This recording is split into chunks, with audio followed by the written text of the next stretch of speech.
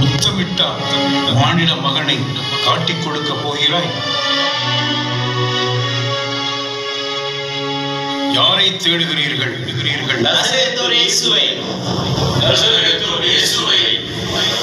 நான் தான். சீமோனே, உனது வாளை அதன் உரையில் திரும்ப போடு.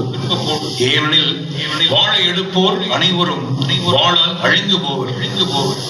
நான் என் தந்தையின் நமக்கு துணையாக இருக்கும்.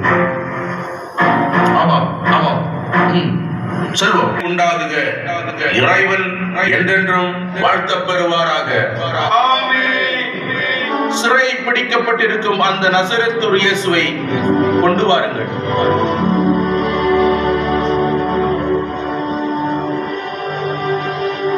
நீ மெசாயாவானால் எங்களிடம் எல்லாவற்றையும் சொல்லும். நான் உங்களிடம் சொன்னால் நீங்கள் நம்ப மாட்டீர்கள். நான் உங்களிடம் கேட்டாலும் பதில் சொல்ல மாட்டீர்கள். இது முதல் மானிட மகன் வல்லவராம் கடவுளின் வலப்புறத்தில் வீற்றிருப்பார். அப்படியானால் நீ கடவுளின் மகனா? நான் இறைமகன் என நீங்களே சொல்கிறீர்கள். இன்னும் சாட்சியம் எதற்கு? இவன் வாயிலிருந்தே இதை கேட்டோமே.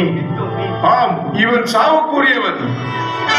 இவனை ரோமையாளும் பிலாத்துவிடம் அழைத்து செல்ல ஆயத்தம் செய்யுங்கள். கவனமாய் கேளுங்கள். கலகக்கார இயேசுவை கொல்ல வேண்டும் என்ற பிலாத்துவிடம் நாம் வற்புறுத்துவோம். ஒரே முகமாய் உறக்கமாய் மரண தீர்ப்பின் விலையாகிய உங்கள் பணத்தை பெற்றுக் கொள்ளுங்கள். எங்கள் போதகரை விட்டுவிடுங்கள். வாயுதாஸ், வா. நீ என்ன பேசுகிறாய்? உனக்கு நல்ல பதவி காத்திருக்கிறது. நாங்கள் மறக்கவில்லை உன்னை. எங்கள் வார்த்தைகளை இன்றே நிறைவேற்றுவோம். போகிறேன்.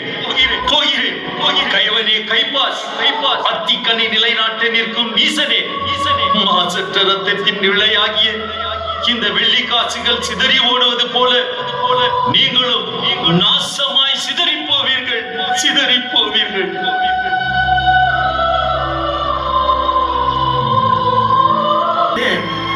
மறுபடியும் எனக்கு அவர்கள் அந்த மனிதனை எனக்கு தெரியவே தெரியாது.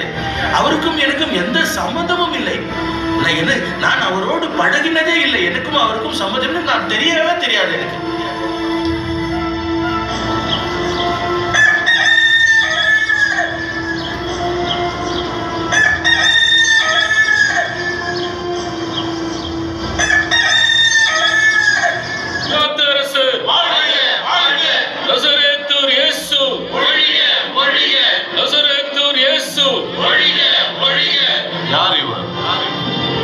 இவர் மீது என்ன குற்றம் சாட்டுகின்றீர்கள்? அரசே, இவருக்கு இதற்கு நன்றி. எம்மிடம் இருந்த வெகு நாட்களாக இருந்த இந்த கசப்பு மாறி நட்பு மலர இந்த நாசரேத்து இயேசு ஒரு பாலமாக அமைந்து விட்டார். ஆமன்னா, உம்மாட்சிக்கு உட்பட்ட இவன் கலகக்காரன். உமக்கு எதிராக, உம் ஆட்சிக்கு எதிராக இவன் கலகம் செய்து வருகின்றான். அப்படியா?